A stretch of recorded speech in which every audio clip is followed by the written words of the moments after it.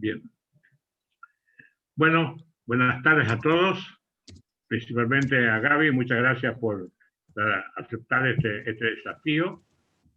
Bueno, Gabriel Mario Almut es oriundo de Bahía Blanca, es ingeniero civil y ejerce la profesión.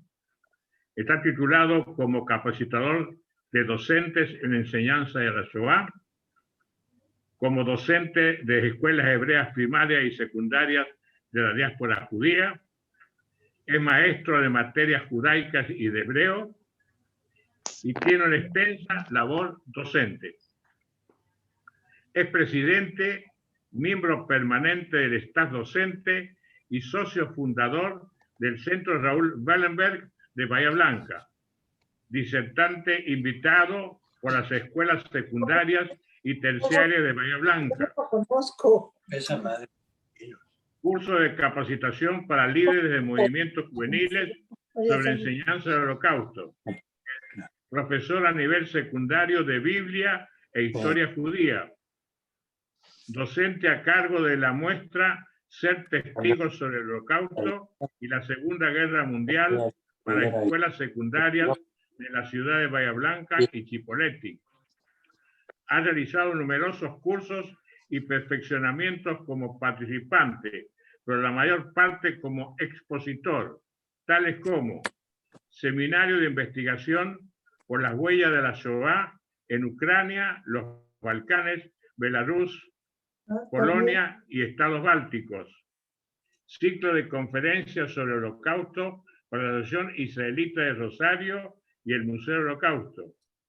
Participó de varias conferencias sobre el Holocausto y educación en Yad Vashem, del seminario Janusz Korczak, el legado de un educador en el Museo del Holocausto, y la historia de la Shoah y de los genocidios del siglo XX en el Memorial de la Shoah en París, entre otros.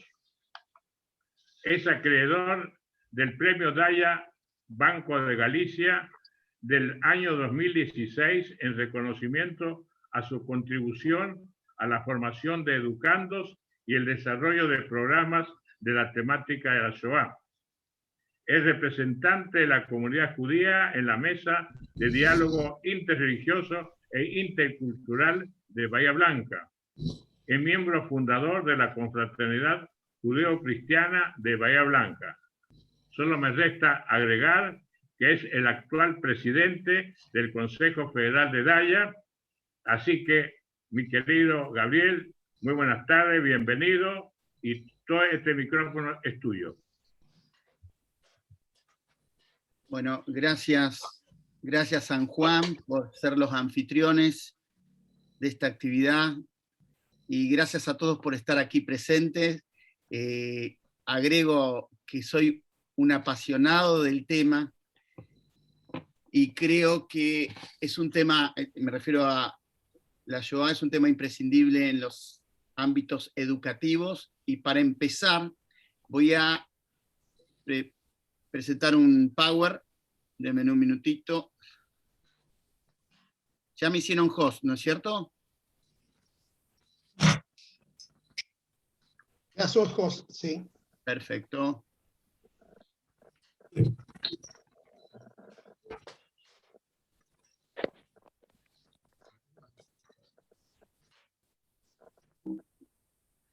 Bien.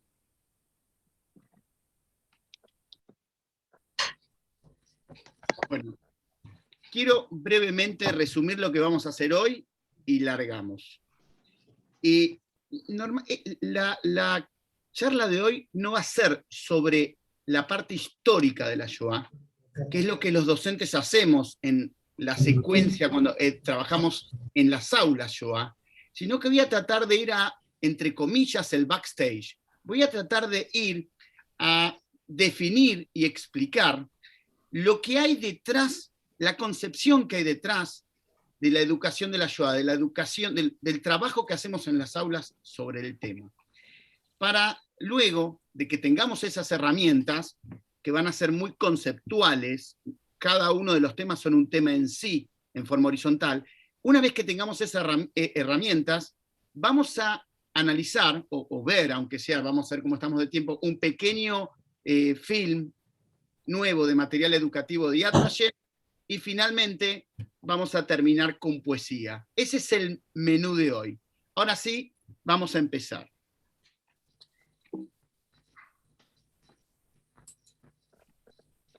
Bien.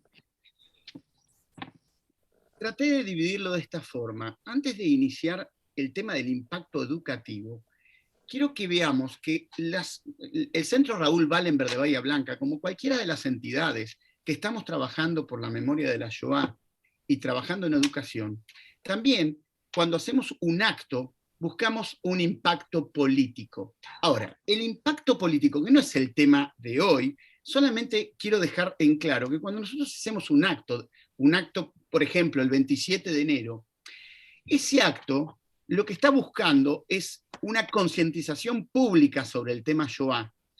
Esta concientización pública tiene también un efecto de advertencia, pero más allá de eso, nosotros a través de estos actos no estamos profundizando en los conceptos de la Shoah, sino básicamente visibilizando el hecho, trabajándolo como advertencia y memoria. El impacto político que, digamos, cuando trabajamos en un acto, lo que estamos pensando es, la primera respuesta son las leyes. Es decir, cuando nosotros buscamos tener un impacto en las autoridades a través de un acto o una visibilización, lo que estamos buscando es o leyes, digamos, en este caso leyes contra el negacionismo, leyes contra la discriminación, y además aumentar la receptividad para que se introduzcan los programas educativos adentro de las escuelas. Y aquí quiero agregar un tema respecto al impacto político. El impacto político tiene sus efectos colaterales. ¿Por qué? Porque la visibilización por toda la sociedad de la Shoah como paradigma del mal, sin analizar, sin conocer profundamente los conceptos vinculados, es lo que a veces termina generando la banalización. La banalización es la utilización de la Shoah en la discusión pública, en la discusión política pública, en la grieta, en la utilización de estos conceptos como descalificantes. Lo cito aquí, pero no es el tema que quiero hablar hoy, solamente quería que dejemos en claro lo que es el impacto político y el impacto educativo. El impacto político es limitado, el impacto educativo es infinito. Cuando hablamos de enseñar Shoah, tenemos que tener dos temas principales inicialmente en cuenta. Un tema es aprender sobre el Holocausto y otro tema es aprender del Holocausto. Cuando digo aprender sobre el Holocausto, es fundamental que cuando estamos trabajando el tema vayamos a la historia y seamos precisos. Evitemos las simplificaciones, los reduccionismos, los estereotipos, las frases altisonante y hecha, porque aprender sobre el Holocausto es introducirse en la complejidad de lo que fue el proceso de la Shoah, definiéndolo históricamente como el asesinato de 6 millones de judíos perpetrados por los nazis y sus colaboradores entre 1933 y 1945. Más allá de que es claro que en 1933 no se estaban asesinando judíos, por ser judíos, es importante que tomemos el periodo histórico completo. ¿Por qué? Porque aquí paso al otro tema. Aprendiendo del Holocausto, a partir del estudio de las distintas etapas que nos llevaron a la solución final y al asesinato de 6 millones de judíos, podemos empezar analizando violencia en el discurso, la violencia jurídica y finalmente la violencia física. Y a partir de ahí es que podemos sacar muchas conclusiones que se proyectan hacia hoy en día. Lo último que quiero aclarar es que la primera respuesta que buscamos con la educación de la Shoah, con la Shoah en las aulas, es la prevención. Como yo les dije recién, la Shoah no empezó con Auschwitz. La Shoah empezó con el ascenso del nazismo al poder el 30 de enero de 1933. Y en ese momento lo que había era violencia en el discurso. y la prevención es buscar en nuestros chicos, donde trabajamos el tema, la alerta temprana. Es la única forma de frenar procesos o prácticas que pueden terminar en genocidios.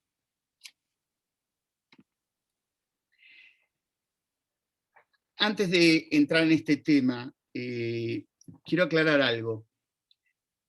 Antes de la película que quiero presentar, voy a dar un momento para que puedan preguntar o comentar algo, porque esto de hablar en una pantalla, más allá de que uno se ha acostumbrado con la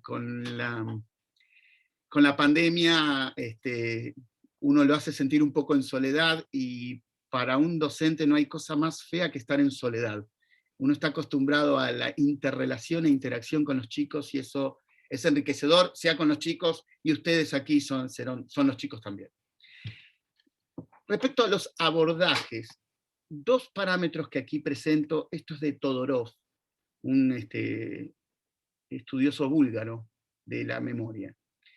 La memoria literal es la memoria de un hecho doloroso, de un hecho trágico, como puede ser la Shoah, pero una memoria que queda cristalizada en el hecho, una memoria que no consigue salir de ahí y que no consigue la proyección para que a partir de ese hecho podamos sacar y proyectar conclusiones sobre hoy en día, sobre el mundo alrededor nuestro hoy. La memoria ejemplar es justamente la utilización de del estudio de ese hecho doloroso, ese hecho histórico, en este caso, la historia de la Shoah, para que a partir de ahí podamos proyectar enseñanzas, conclusiones, comportamientos y prácticas sobre hoy en día. Es obvio que la base de todo lo que hacemos en el Centro Wallenberg está en el tenor o en clave de memoria ejemplar. Pero también es claro que es importante que tengamos en cuenta que en la evolución de la enseñanza de la Shoah, inclusive especialmente en Israel, hubo un gran tiempo, ahora lo vamos a ver, donde la memoria literal primó sobre el criterio de memoria ejemplar. Otro tema que es muy importante que tengamos en cuenta cuando estamos enseñando Shoah, es buscar en los chicos un compromiso. Un compromiso, el ser testigo, el concepto de ser testigo es comprometer. No es escuchar una historia y terminó, sino que me comprometo como testigo desde el concepto de que la historia que se va a relatar en unos años la estamos construyendo hoy entre todos. Y eso tiene que quedar muy claro en el aula. Y lo segundo que es fundamental tener en cuenta cuando trabajamos con alumnos este tema, es que no hay determinismo histórico. La Shoah no fue un accidente de la historia. La Shoah fue una consecuencia de un plan donde hombres se comprometieron, y hombres de estudio, con doctorados en prestigiosas universidades alemanas, se comprometieron para diseñar un plan. Y este plan fue orquestado y organizado con precisión. Y esto no es un accidente, sino que a partir del estudio de esto, nosotros vamos a poder destacar las prácticas preventivas ante los discursos violentos, discriminatorios, e inclusive que pueden llevarnos a prácticas genocidas. Yo les comenté un poquito, para hacer historia, sobre cómo es el desarrollo y la evolución de la enseñanza del tema Shoah en aulas. Es importante que tengamos en cuenta que en Israel, más allá de que la creación de Yad Vashem es de principio de la década del 50, Yad Vashem es el Instituto para Enseñanza y Recordación del Holocausto en Israel, y es uno de los principales, si no el principal del mundo.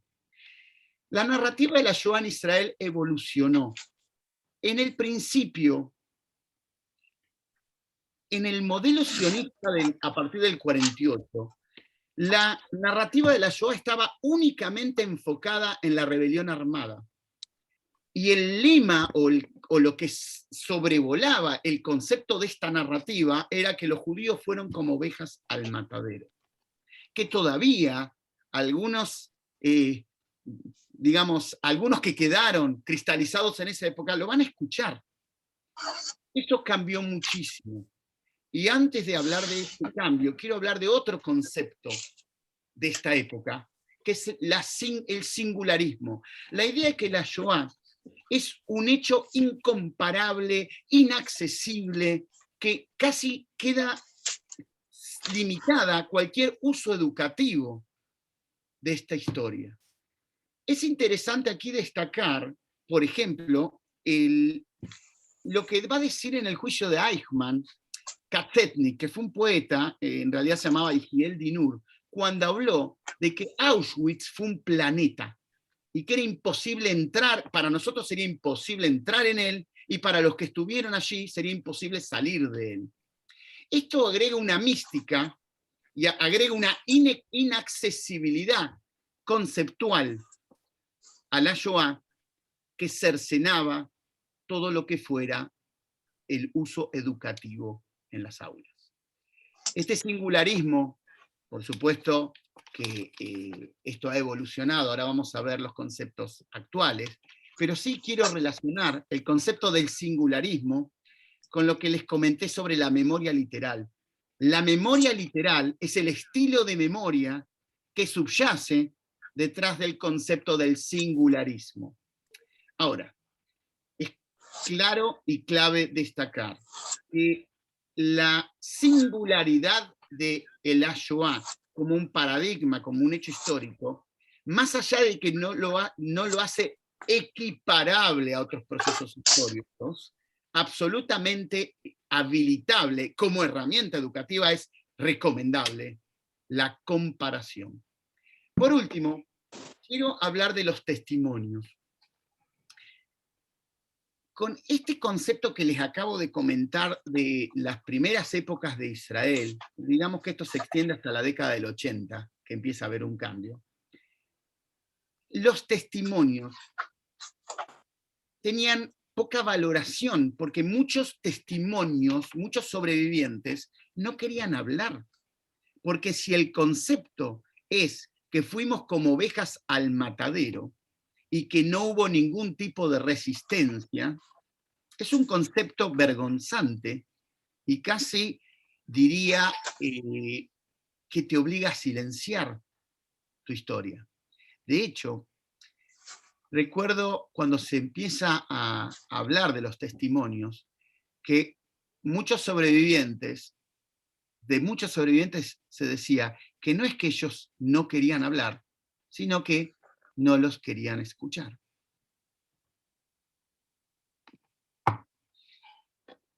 Otro concepto que es fundamental y subyace a todo lo que trabajamos en escuelas sobre la Shoah, es que todos los judíos fueron víctimas del nazismo, pero no todas las víctimas del nazismo fueron judías.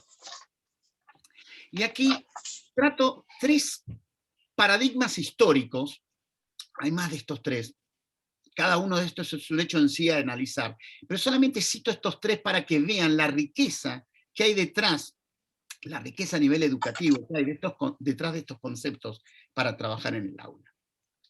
El primer concepto es el concepto de Führer en la ideología nazi. El Führer, en la ideología nazi, expresaba la voluntad del pueblo. Por lo tanto, la división de poderes en Alemania era innecesaria porque solo el Führer lo expresaba.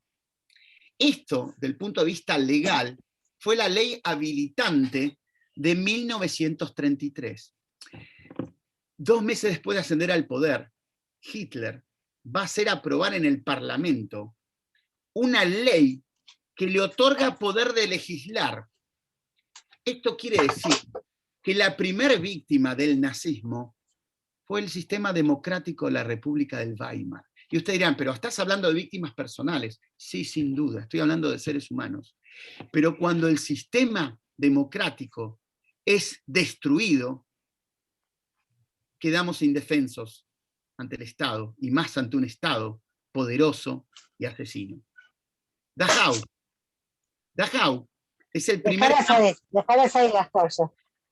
Perdón, tengo que silenciar a alguien. Les pido que se silencien. Sigo. Dachau. Dachau es el primer campo de concentración. El campo de concentración de Dachau va a empezar a funcionar a fines de marzo de 1900. Esperen que no sé si está. Lo tengo que buscar porque Perdón, no. ¿por qué no silencias vos a todos? Estoy buscándolo, participante. Ahí te lo puse, Gabriel, el Moto Mirá lo que es X4. ¿Cómo no te escuché, Claudia, no? Ahí ya se silenció el Moto X4, ya se silenció. Bien. Gracias. Gracias. Bueno, vuelvo a Dachau. Otra muestra de que no todos los judíos no todas las víctimas del nazismo fueron judías. Dachau. Dachau es un campo de concentración. El universo concentracionario nazi va a ser enorme. Pero Dachau es de 1933. Es decir, el ascenso al poder del nazismo viene con el sistema represivo desde un principio.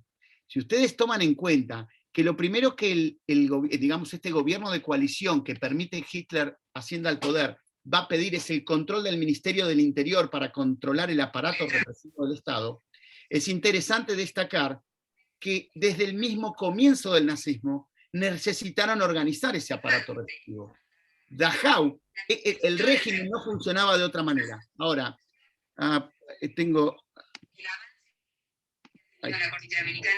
tengo otro.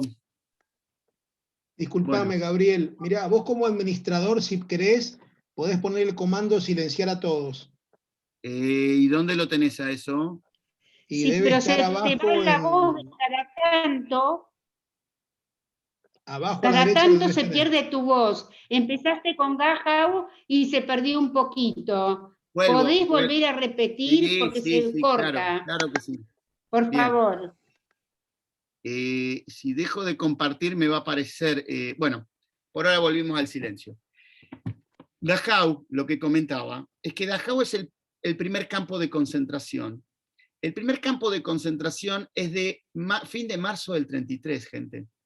Es decir, Hitler asume el poder el 30 de enero del 33. Los primeros campos de concentración son de fin de marzo del 33. El régimen funcionaba con represión. Ahora, si la pregunta es, ¿a Dachau fueron judíos en 1933? No. ¿Puede haber habido judíos en Dachau? Sí, pero no eran encarcelados por judíos. Los encarcelados en el campo de concentración de Dachau eran opositores al régimen. Y es interesante hasta ver los eufemismos que usaba el régimen. Dachau era un campo de reeducación, es decir, la idea era que el régimen te reeducaba a pensar como un nazi y no como un opositor. Esta reeducación era a golpes, con sufrimiento. Muchos no sobrevivieron a los campos de concentración. Separo el concepto, campo de concentración no tiene nada que ver con campo de exterminio. Pero quiero que vean que las víctimas del nazismo no fueron solo los judíos. Y por otro lado, como último punto, quiero marcar el plan T4. El plan T4 fluye desde la ideología nazi. La idea de razas superiores, la idea de seres que contaminan la raza superior, y la idea de vidas que no merecen ser vividas. Con esto estoy tratando de justificar en la ideología nazi, estoy citando pensamientos, vidas que no merecen ser vividas, es una cita textual, que justificaba el asesinato de discapacitados. Hay distintas teorías, distintos investigadores que hablan sobre el plan T4 que se va a poner en marcha en octubre del 39.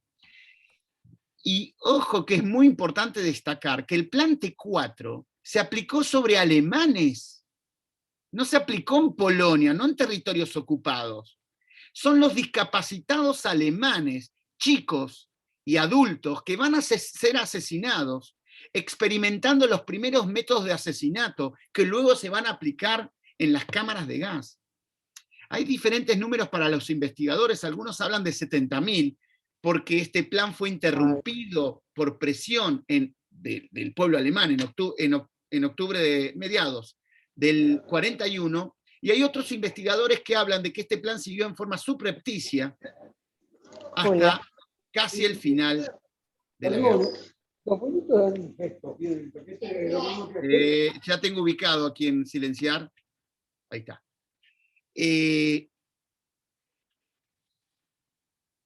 Los sistemas de asesinato, el estudio de los sistemas de asesinato que se van a aplicar en las cámaras de gas en los campos de exterminio, fue desarrollado por médicos del plan T4. Con estos tres conceptos, vuelvo a la frase que origina esta premisa fundamental cuando enseñamos Shoah. Todos los judíos fueron víctimas del nazismo, pero no todas las víctimas del nazismo fueron judías.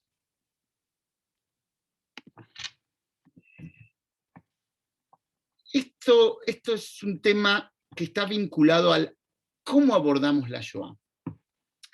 Particularismo se refiere a abordar la Shoah desde la vivencia del pueblo judío como una tragedia de nuestro pueblo, y también el estudio de, por ejemplo, las distintas formas de resistencia que hubo a lo largo en los guetos o en distintas instancias durante el proceso de la Shoah. El universalismo se enfoca más en todo el aprendizaje a partir de la Shoah que podemos proyectar sobre prácticas genocidas, discriminación, racismo y antisemitismo. Ahora, en algún momento, cuando estas dos formas de abordaje empezaron a desarrollarse, se percibió una dicotomía entre ambas.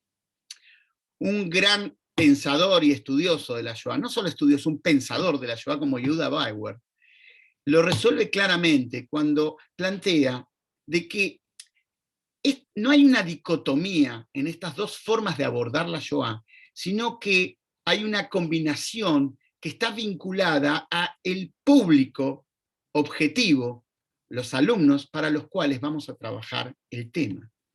En los discursos o las narrativas de los distintos museos, es obvio que vamos a encontrar que el Museo de Yad Vashem tiene una narrativa más particularista, y el discurso de la narrativa de la Shoah del Museo del Holocaust Memorial, por citar uno importante en Washington, tiene una visión más universalista. Pero ambas visiones son combinables en base a quién es el público objetivo, los alumnos con los cuales vamos a trabajar. Antes de seguir, ¿es claro el concepto que expliqué de la diferencia entre particularismo y universalismo? Entiendo que no hay preguntas. Si alguno tiene alguna pregunta, este es el momento de desilenciarse y hacerla, porque esto es un concepto muy, muy relevante hoy en la enseñanza de la Shoah. Ok, entiendo que se entendió. Continúo. Cuando trabajamos la parte universalista de la Shoah, y otra vez vuelvo a destacar, el universalismo no es una dicotomía, no confronta con el particularismo, pero quiero sí nombrar algunos elementos del universalismo que son importantes en el aula. Cuando hablamos del espíritu crítico, es fundamental trabajar la maquinaria de propaganda nazi en el aula. Que los chicos tengan acceso al discurso de la propaganda, a la idea de la materia cultura de razas, donde a los chicos judíos se los invitaba al frente para dibujarles el cráneo y para poder demostrar biológicamente algo indemostrable, que era la existencia de razas, y razas superiores y razas inferiores. Los valores democráticos es otro elemento fundamental, la idea de que la democracia es vulnerable. Observen, y esto lo pueden concluir a partir de varias cosas las que dije hasta ahora, que Hitler asciende al poder democráticamente y utiliza los mismos mecanismos diseñados para la República del Weimar, la democracia, una república liberal parlamentaria de esa época, para destruirla. Eso nos está marcando que el compromiso para nutrir el sistema democrático tiene que ser constante, atento y alerta. Ese es un valor del universalismo que concluimos desde la enseñanza de la Shoah. La diversidad y la otredad.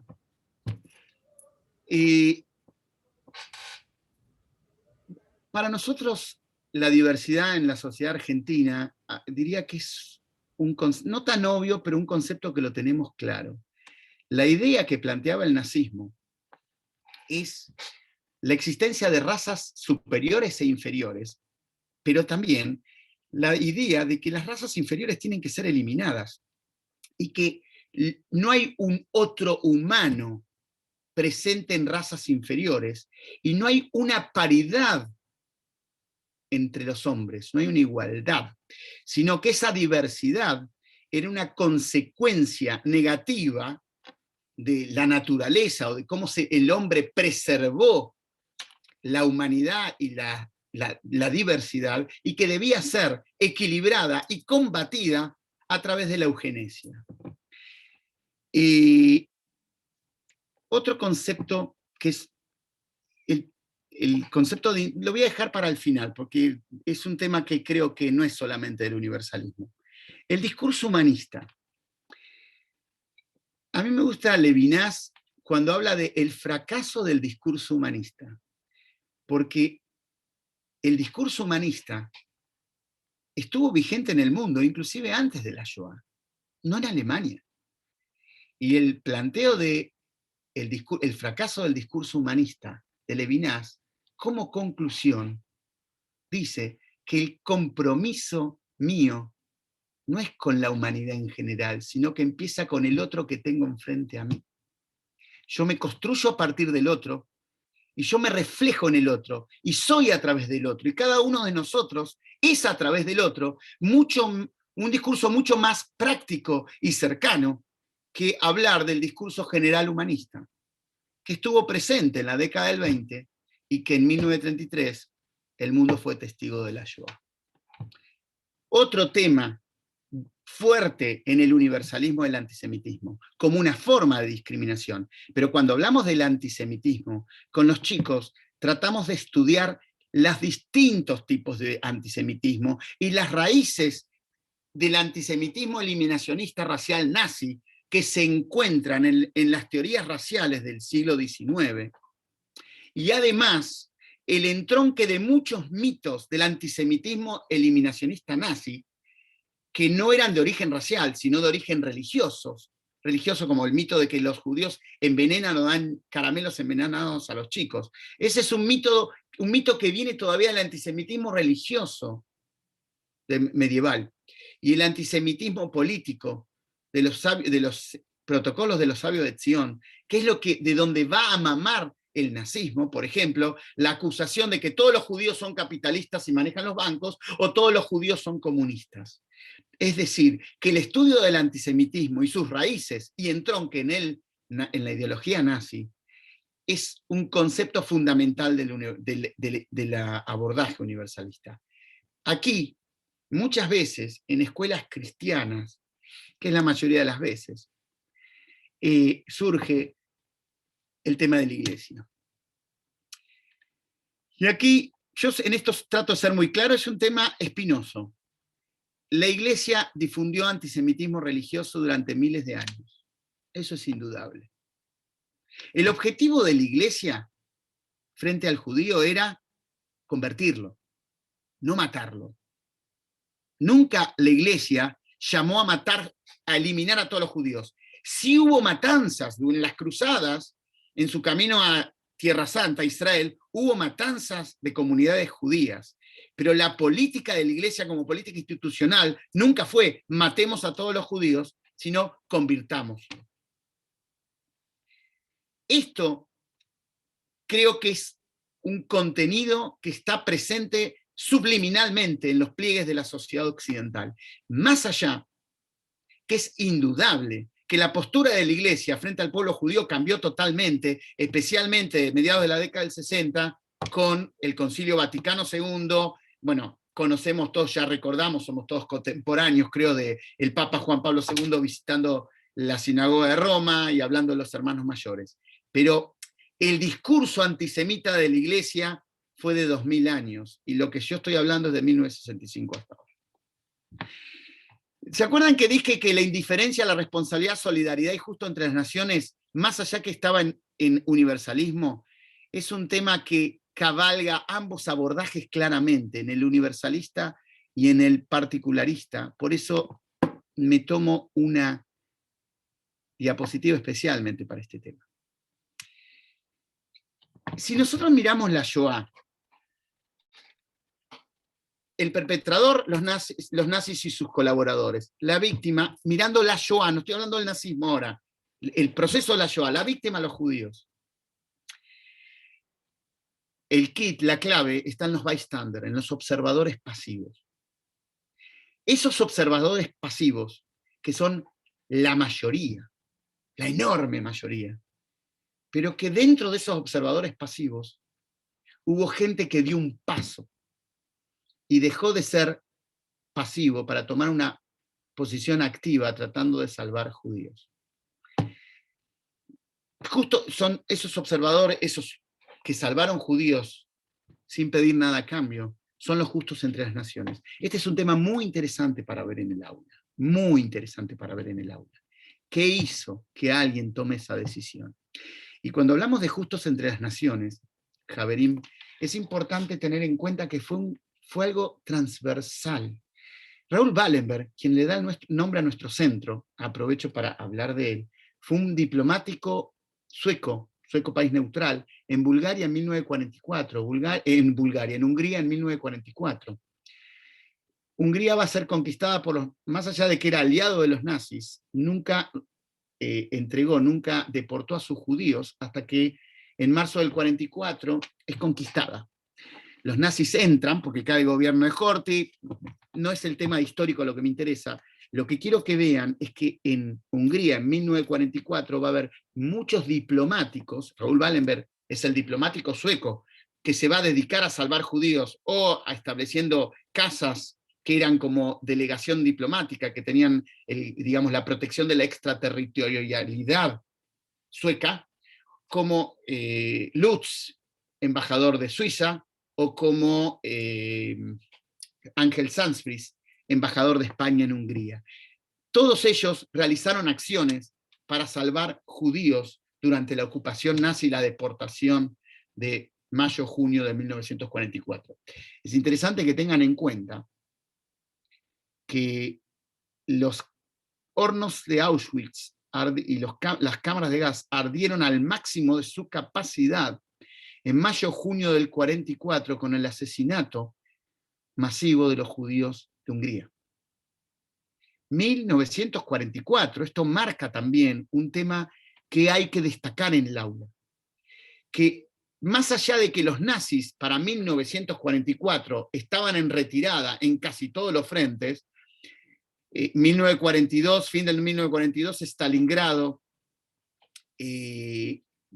tenemos el día D, el 6 de junio del 44, estaban en retirada en todos los frentes. Aún así, el nazismo dedicaba energía y su capacidad y transporte de trenes para asesinar a los judíos de Hungría, porque era principal en la ideología nazi el exterminio de los judíos.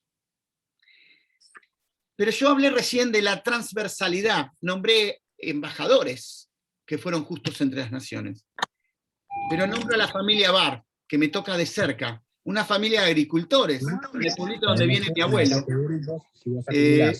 Alguien se quedó sin... Gracias.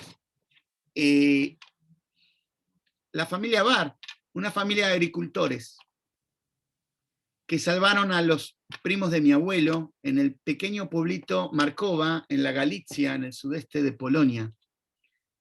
Los escondieron, conozco la historia a fondo, los escondieron 2 años y 4 días en un altillo dándoles de comer a una familia de 5 personas. ¿Por qué? Porque ¿cómo iban a hacer una cosa diferente? Dicho por uno de los familiares, tu Dios es mi Dios. La familia Bar era una familia cristiana, católica. ¿Qué quiero decir con esto? Que no era un tema de estudio la actitud el bystander que se hace justo entre las naciones, que se hace salvador, no es un tema de por qué es embajador, por qué es profesional o por qué no lo es.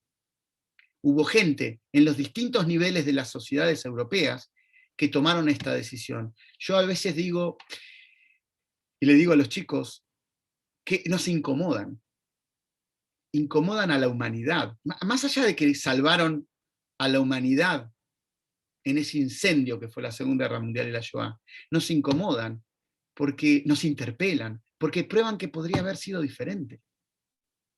No lo fue, pero esta gente lo prueba que sí podía haber sido diferente.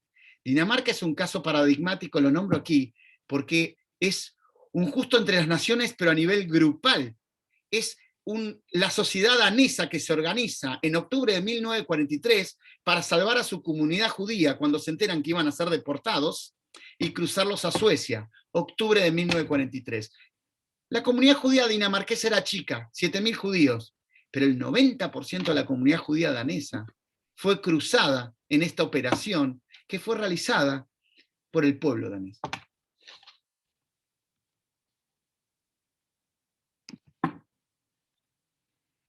Elie Wiesel dijo, siempre tomo una posición.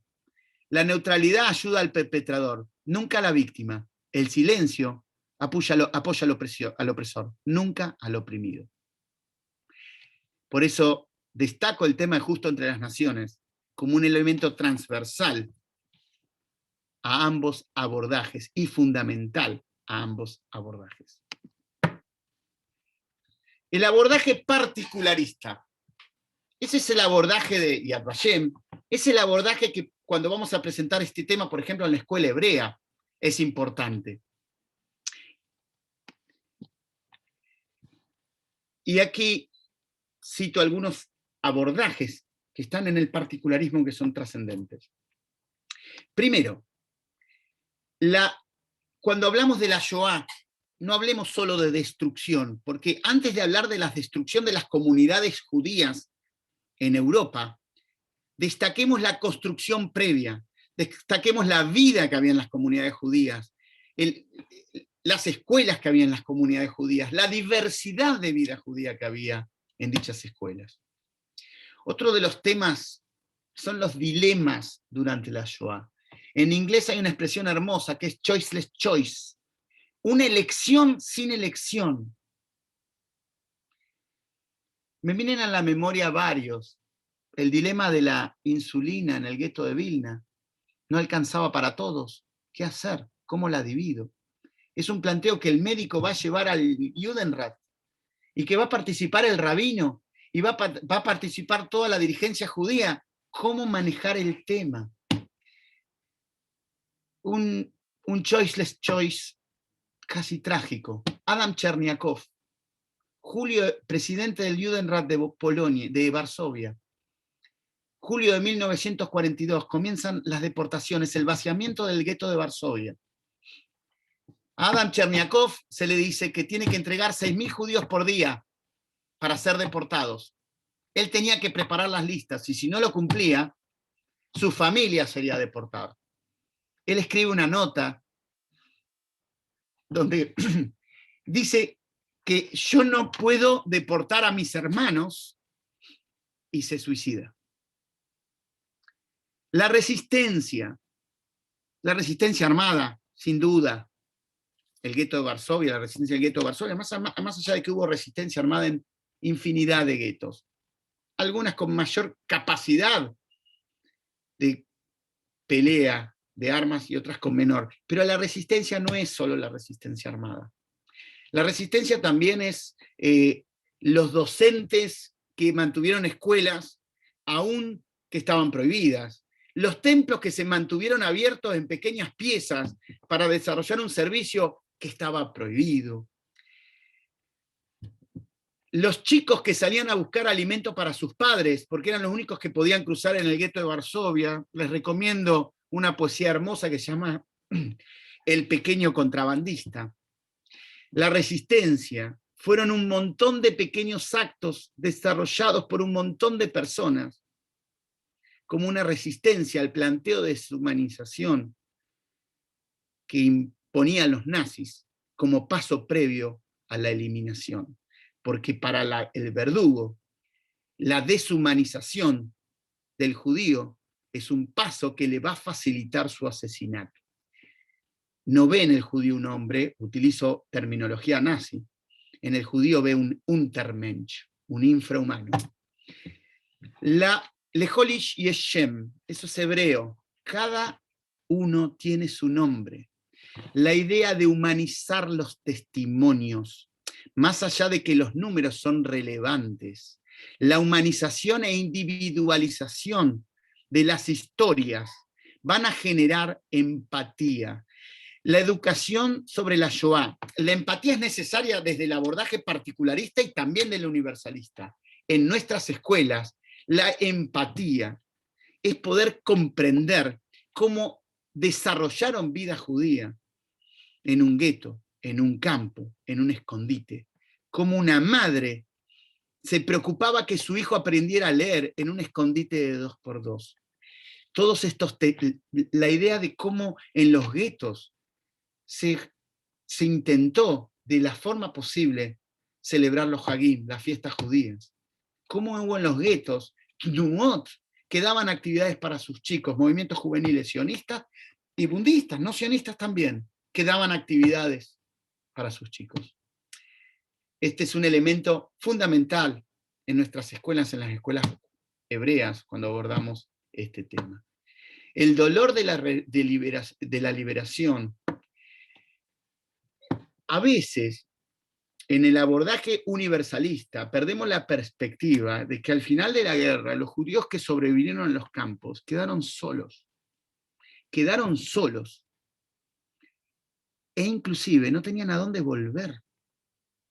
Muchos, lamentablemente, que intentaron volver a Polonia, se encontraron con antisemitismo en Polonia después de la guerra. El pogrom de Kielce es de 1946. 4 de julio de 1946 en la ciudad de Kielce va a haber un pogrom donde van a matar judíos. Y obviamente estamos hablando de polacos. No quiero con esto hacer generalizaciones, solamente trato de ser preciso en los hechos históricos. David Ben Gurión, cuando termina la guerra, le preguntan por el 8 de mayo, la victoria. Europa celebraba. Y David Ben Gurión sintetizó en 3 palabras la sensación del pueblo judío al final de la guerra. Triste, muy triste. La resiliencia y el retorno a la vida para mí es otro elemento de una profundidad pedagógica enorme. Los sobrevivientes que van a terminar en los DP camps, en los campos desplazados, van a desarrollar, van a volver a vivir. Va a haber lo que se llama un baby boom. Hay casamientos, hay nacimientos en los DP camps. La gente vuelve a la vida. Y la gente vuelve a la vida, y esto yo creo que es lo valioso y destacable, vuelve a la vida sin odio. Porque para reconstruirse había que superar el odio y la venganza. Hay muchísimos, se nos están yendo, muchos se han ido, pero si tienen oportunidad de escuchar, por ejemplo, el testimonio de Jacques Fuchs frente a este tema, creo que tiene una profundidad enorme. Javerín, ahora, lo que seleccioné es una película de 12 minutos, material educativo de Yad Vashem. Lo que tienen ahí adelante es Yad Vashem. Material educativo de una película. Me parece que voy a tener que salir y volver a entrar porque creo que no compartí el audio. Así que si me permiten, denme un segundito. Dejo de compartir y mientras hago esto vamos a aprovechar para preguntas. Déjenme ver si lo puedo hacer. Pueden liberar vuestro micrófono para preguntas, ¿sí?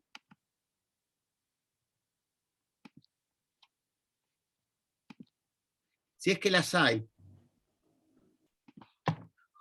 Preguntas o comentarios, lo que prefieran.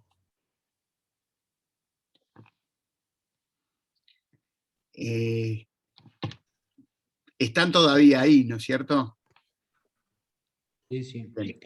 Yo, Gabriel, mientras tanto, no quiero dilatarlo y no. Adelante. Tenés No. voz de Luis. Sí, señor.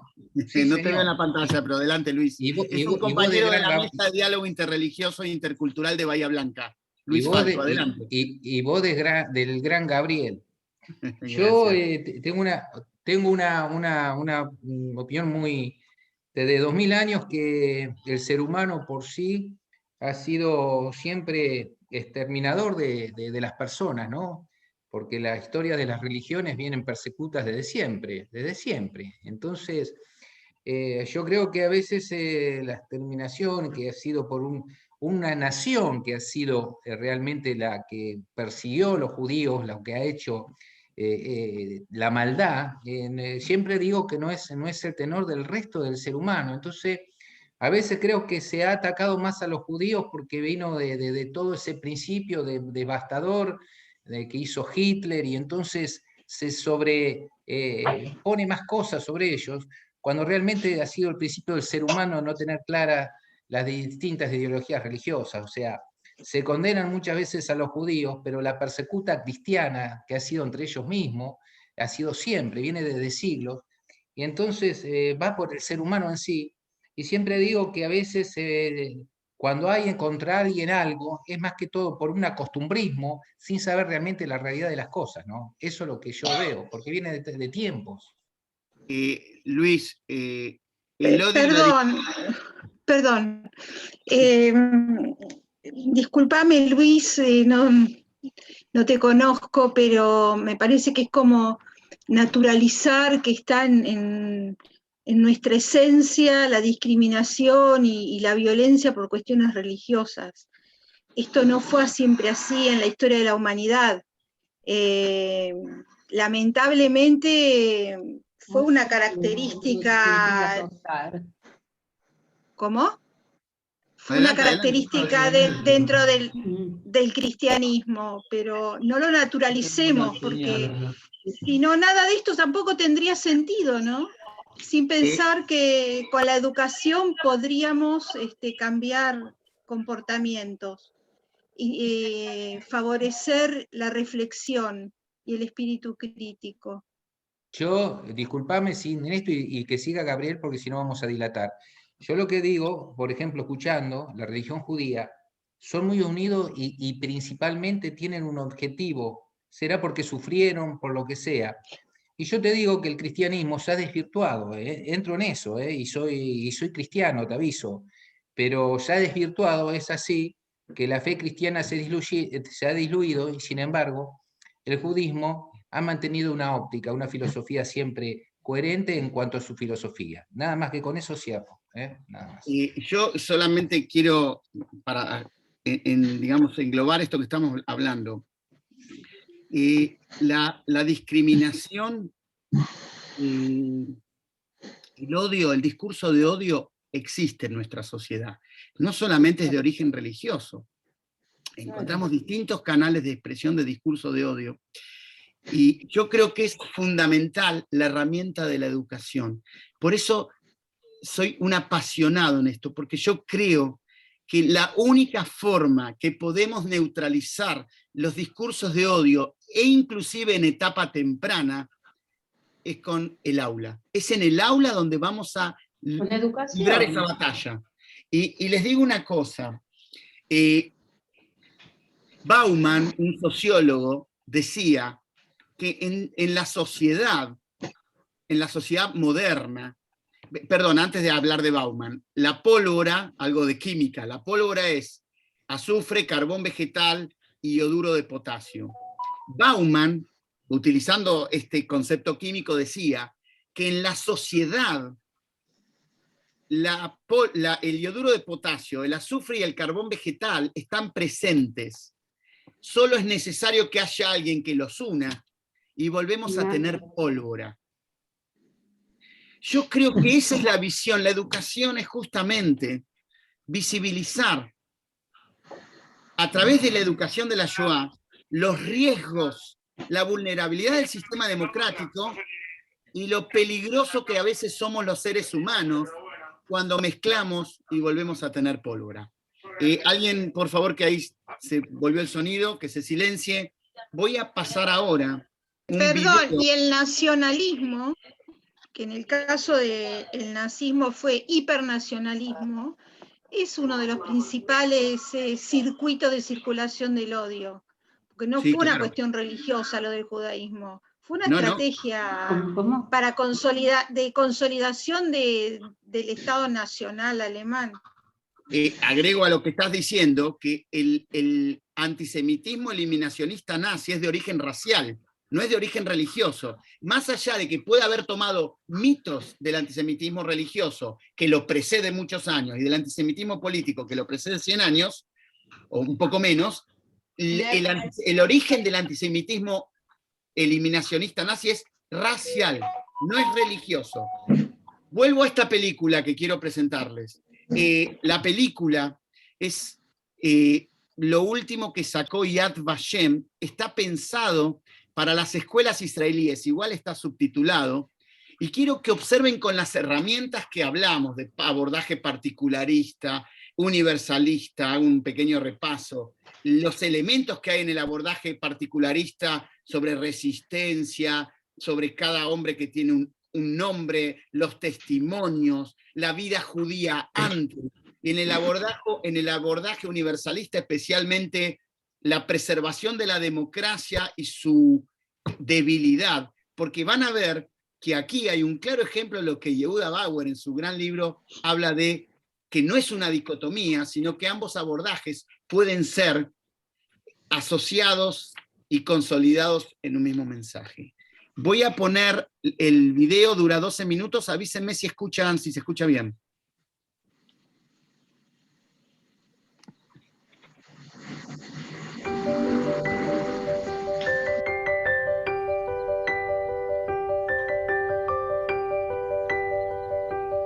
¿No escuchan el sonido? Sí, sí, sí. סבתא, כמה זמן חיכיתי ליום שלנו? גם אני, מתוקה שלי, כי היום אני הולכת להראות לך מקום מיוחד במינו. את סקרנית? מאוד. יופי.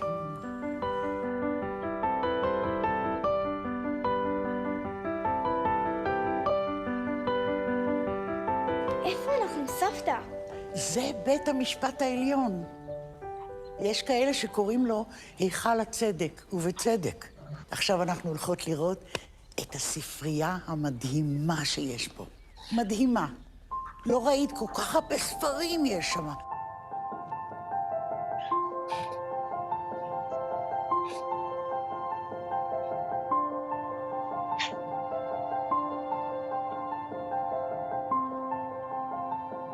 השופטים היו צריכים לקרוא את כל הספרים האלו? בספרים האלה יש את כל החוקים ואת כל ההחלטות של כל השופטים. ואפשר להשתמש בהם כדי להגיע להחלטות הכי נכונות שאפשר. את מבינה? אוי, תראי, זה אהרון ברק, הם היו שכנים שלנו. הוא היה נשיא בית המשפט העליון. עוד כשהוא היה ילד, הוא חלם לעשות צדק בעולם. והוא זכר את זה כשהוא גדל? לפעמים מבוגרים שוכחים את החלומות שהיו להם פעם.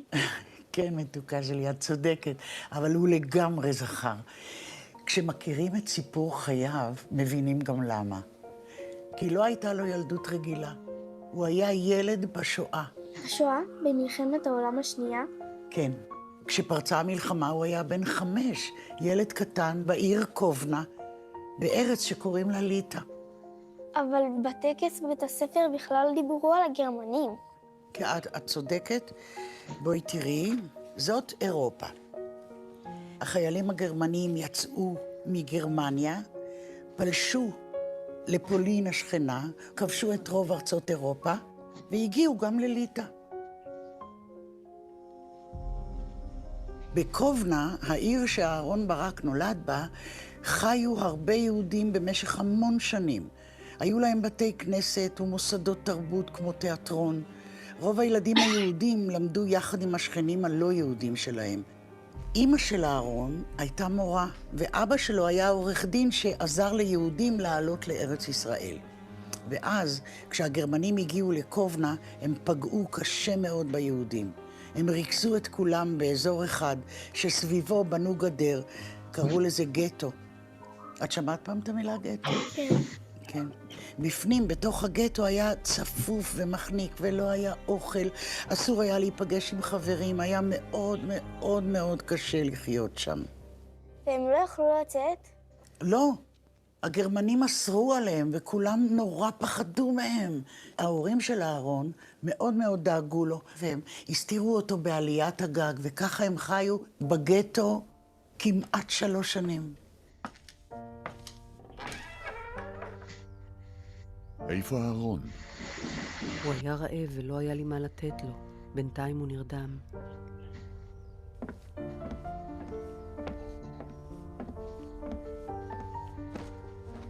שמעתי שהגרמנים רוצים לחסל את הגטו. חייבים להוציא את אהרון מכאן ולברוח למקום בטוח יותר. לאן נלך? מצאתי משפחה ליטאית שגרה בכפר קטן ומוכנה להחביא אותך ואת אהרון אצלה בבית. אבל איך נצא מהגטו? דרך השער. דרך השער, אבל הגרמנים יתפסו אותם. הייתה להם תוכנית. בתוך הגטו היו בתי מלאכה לייצור מדים לצבא הגרמני. בכל בוקר הייתה יוצאת מהגטו עגלה ועליה שקים מלאים במדים חדשים.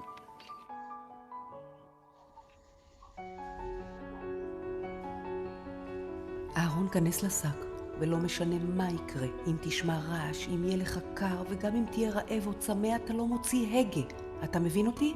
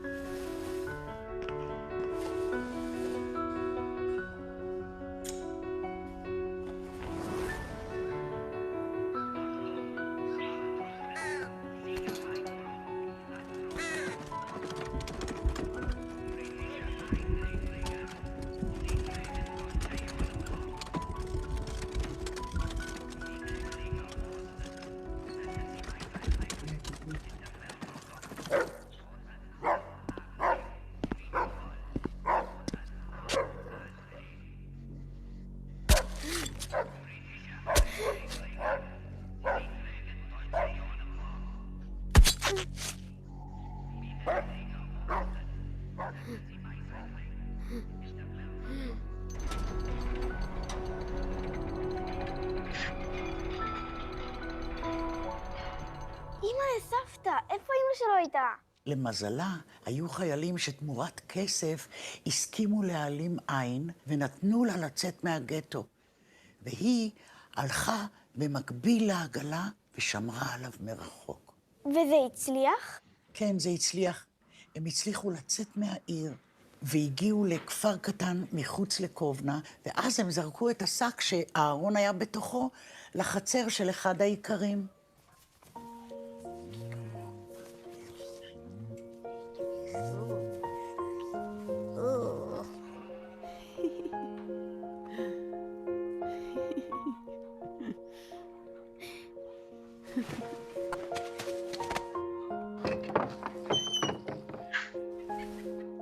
שלום לכם, בואו מהר.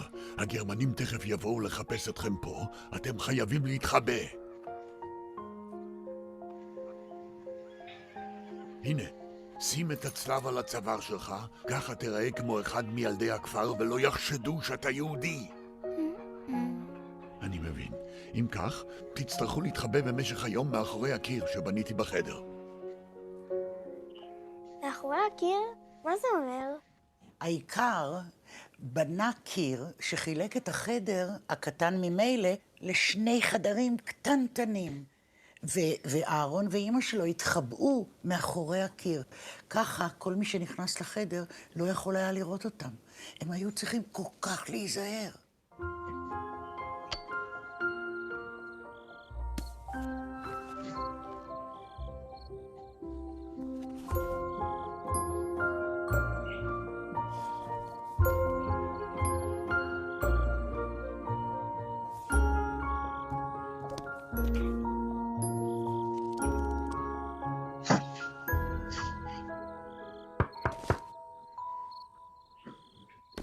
בבקשה תאכלו. תודה לך. תודה על הכל. לעולם לא נוכל להודות לך מספיק. זה המעט שאוכל לעשות. תחזיקו מעמד. אומרים שהמלחמה תסתיים בקרוב. כמה זמן הם נשארו במחבוא? עד שנגמרה המלחמה. והם נתנו להם להתחבא אצלם כל כך הרבה זמן? זה לא מסוכן? האנשים האלה שהחביאו יהודים בזמן המלחמה לקחו סיכון כל כך גדול, כי הם פשוט לא יכלו לעמוד מהצד ולשתוק מול הרוע הזה של הגרמנים נגד היהודים. ובסוף הם חזרו הביתה? כשנגמרה המלחמה, הם חזרו לקובנה והם מצאו את אבא של אהרון, ויחד הם עלו לארץ ישראל, וכאן אהרון השתלב יפה מאוד בבית ספר, וכשהוא גדל, הוא החליט ללמוד משפטים. הוא היה תלמיד מבריק ומונה לתפקידים בכירים מאוד בגיל ממש צעיר. כשופט בבית המשפט העליון, הוא עסק הרבה בזכויות האדם ובשמירה על הדמוקרטיה בישראל. סבתא, מה קרה לעיקר שהחביא אותם? אמא של אהרון עשתה מאמצים כבירים כדי שבישראל יכירו בעיקר ובמשפחתו כחסידי אומות העולם. מה זה חסידי אומות עולם? כך נקראים האנשים שלמרות הכל החביאו והצילו יהודים בשואה. וממש לפני כמה שנים, 70 שנה אחרי שניצל, אהרון נסע לליטא לפגוש את המשפחה של העיקר כדי להודות להם שוב. וזה היה מפגש כל כך מרגש.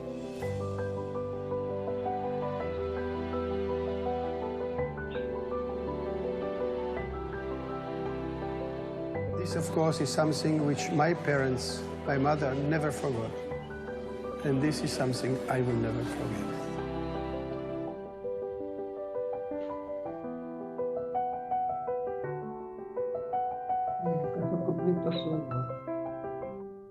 איך את יודעת את כל זה, סבתא? אמרתי לך שהם היו שכנים שלנו, אני מכירה... את רוצה לדבר איתו? אני יכולה להתקשר אליו. הנה, בואי תראי. וואי, אני מתרגשת. גם אני. לדבר עם נשיא בית המשפט העליון לשעבר. שלום, טיקי. היי, כבודו. היי, מי זאת לידך? זאת רוני, הנכדה שלי המתוקה, והיא בדיוק עכשיו שמעה את כל סיפור חייך, והיא רוצה לשאול אותך משהו. נו, תשאלי אותו כבר. איך זה היה להיות סגור בחדר כל כך קטן, מלא זמן? אלה היו שנים לא קלות. למזלי, הייתי ממש קטן, ואני לא זוכר הרבה. אבל יש שני דברים שאני בחיים לא אשכח, ואני רוצה שגם את תזכרי, שצריך לשמור על קיומה של מדינת ישראל, וגם שאנושיות וכבוד האדם הם ערכים שבלעדיהם החיים הם לא חיים. אנשים שהצילו אותי לא הכירו אותי, הם פשוט לא הסכימו לוותר על האנושיות שלהם, על הכבוד שלהם לחיי אדם. וכל מה שעשיתי במערכת המשפט היה מתוך הרצון לשמור על כבוד האדם, כל אדם. אז הגשמת את החלום שלך. הגשמתי, אבל כדי שאנשים ינהגו בכבוד זה בזה, גם אם הם לא מאותו לאום או מאותה דת, אני צריך אותך ואת כל החברים שלך. אם אתם תנהגו כך, העולם שלנו יהיה מקום שטוב לחיות בו.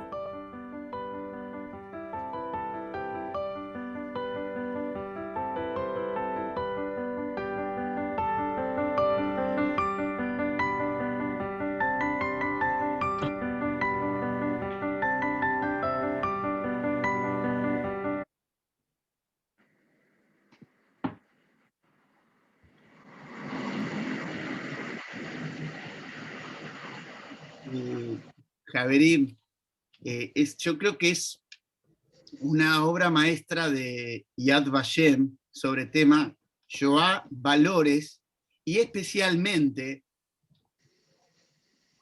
una síntesis, casi diría, perfecta del abordaje particularista y el universalista en 12 minutos de película.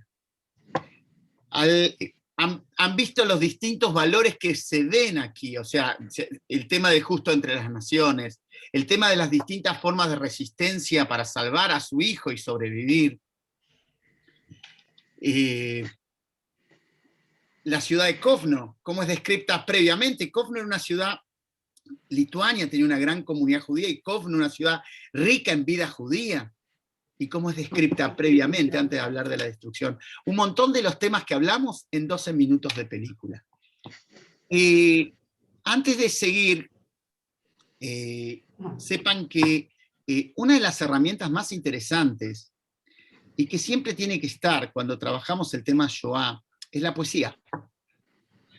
Lo que viene ahora son 2 poesías, espero poder leerlas, de 2 escritores muy clásicos de Israel, que ambas, cada una de estas poesías, abordan temática que hoy vimos.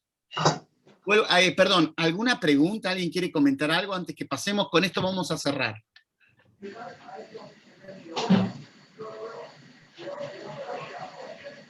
Bueno. Los micrófonos, por favor, Gabriel, porque en el medio de la película había gente hablando y no se escuchó una parte. Ay, lo lamento muchísimo. A ver, en participantes tengo donde silenciar a todos. Listo, están todos silenciados. No, hay dos que no. En teoría ahora están todos silenciados. Volviendo, si hay alguna pregunta, quien quiera hacerla, que se desilencie, y si no, pasamos al cierre. Pasamos al cierre.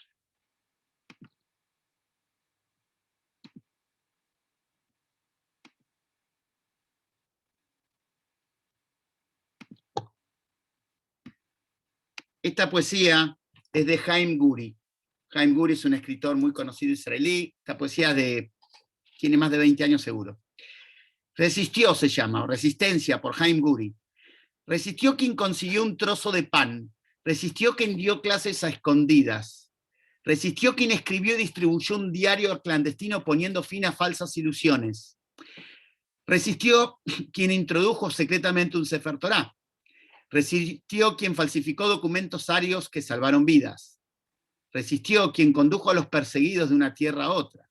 Resistió quien describió los acontecimientos enterrándolos en papel. Resistió quien ayudó a los más necesitados. Resistió quien pronunció aquellas palabras que los llevaron a su propio fin. Resistió quien levantó el puño contra los asesinos. Resistió quien transmitió mensajes entre los sitiados y consiguió traer provisiones y algunas armas. Resistió quien sobrevivió. Resistió quien combatió armado en las calles de ciudades, montañas y bosques. Resistió quien se rebeló en los campos de exterminio. Resistió quien se rebeló en los guetos, entre muros caídos, en la revuelta más destituida de esperanzas que supo alguna vez el ser humano.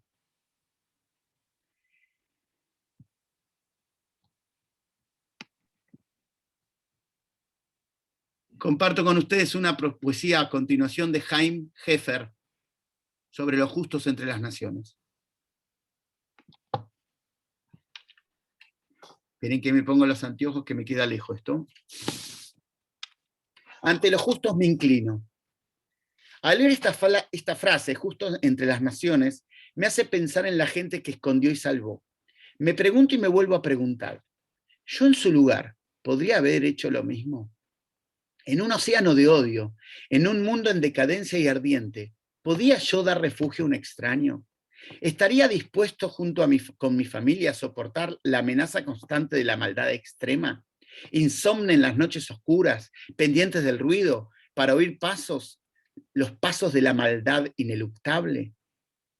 Ahí un vecino suspicaz, allá una mirada y aquí un sonido. ¿Sería capaz de comprender cada señal? ¿Estaría preparado para algo así? ¿Podría caminar entre aquellos capaces de traición no solo un día, no una semana, sino años? Por un único, cálido y fraternal apretón de manos, sin recibir pensión alguna, sin recibir nada a cambio. ¿Por qué salvar a un pueblo en una persona? Porque de este modo un pueblo sobrevive. Entonces me pregunto y me vuelvo a preguntar, ¿podría yo haber hecho lo mismo si hubiera estado en su lugar? Fueron ellos los que combatieron todos los días. Fueron ellos quienes hicieron del mundo un lugar para mí. Fueron ellos los pilares, la hermandad de los justos, quienes este día fundaron el mundo. Por vuestro coraje y vuestra cálida mano extendida ante vosotros, los justos, me inclino y murmuro en silencio, gracias. Muy bien, muchas gracias, Gaby. Hermoso. Gabriel el Grande, espectacular, espectacular, hermano. Y bueno, volvemos a lo mismo. El ser humano individual es lo que nos va a salvar. Es así. Un abrazo grande, Gabriel. Gracias. Gracias. Bien, Gabriel. Bueno, gracias a todos. Nunca estas cosas nunca cierran, gracias. Nunca estas cosas cierran, sino que abren nuevos interrogantes, nuevos trabajos. Esto es el comienzo de muchos comienzos y créanme que vale la pena trabajar en educación. Es la llave de todo esto. Exactamente. Muy bien, Gaby. Muchas gracias, Gaby, por todo. Gracias a todos y bueno, buenas tardes. Gracias a vos, Gaby. Gabriel, siempre decís, Gabriel, buenas noches, muy lindo. Como instruido que sos, siempre decís la educación, Gabriel. Gracias. Gaby, un abrazo grande. Te quiero. Gaby, ¿cómo Chao, podemos Gaby. conseguir la película esta de Yad Vashem, Los 12 minutos? Te paso el link. Te voy a contar esta película. Esta película no existe en español. Fue traducida en nuestra Keilah, en la Keilah de Bahía Blanca, por las coordinadoras de la Escuela Hebrea, para una actividad que hicimos para Yom HaShoah que hice con los alumnos de esta escuela. Te paso el link y utilizarla. Son herramientas educativas de mucha profundidad y valor. Así que compartirlo. yo le voy a mandar a Víctor el link de esto y Víctor y Leo lo pueden compartir. Pásame tu correo, por favor, ahora, si podés. Sí, te lo deletreo, mi correo. Gaby con I común, todo en minúscula. Gaby, mi apellido, ANMUTH, Gaby Anmut, @gmail.com. Ahí me lo está escribiendo Marisa en la compu. Gaby. ¿Qué sos de Alejandro Anmut de Rosario? Mi hermano es. Soy rosarino yo. Ah, vos sos... Yo juego al fútbol en las Macabeadas con ellos, soy de Santa Fe. Y voy con Rosario. Claro. Bueno, Santa Fe es ciudad satélite de Rosario. Aunque somos capital. Sí, no vamos a entrar en la discusión. Bueno, Gaby, un gusto. Te voy a mandar un mail para que me mandes el link, por favor. Sí, con gusto. Y le pedí a Víctor que grabara, así que si alguno quiere tener acceso a esta grabación, Víctor y Leo me lo van a mandar y yo lo puedo compartir con quien quiera. Nuevamente, gracias a todos por acompañarnos y gracias a San Juan, en Leo y en Víctor por organizarlo. Para mí fue un placer trabajar con ustedes. Muchas gracias. Gracias a vos, Gabriel. Chao a todos. Bye. Gracias, Saludos a todos. Gracias, Gaby. Chao. Gracias a ustedes. Listo.